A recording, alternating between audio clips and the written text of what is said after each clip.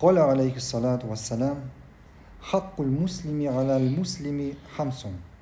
Peygamberimiz sallallahu aleyhi ve sellem aytdi, Müslüman kişi ikinci bir Müslümanga 5 narsa bilan borçlu. Birinchisi raddus salam.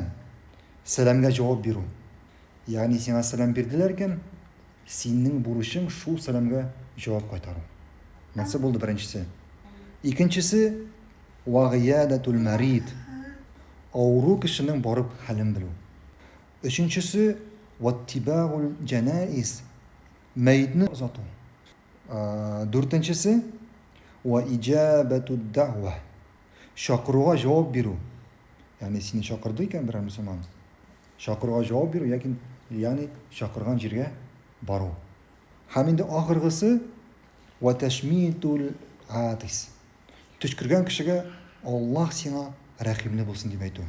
Yani indi birer kişi tüşkürdüyken hem şu kişi tüşkürgenden sonra elhamdülillah diye aytsa, endi Müslümanların buruşu bulup tura, ana Allah sana rahimli bulsun diye aytıyor.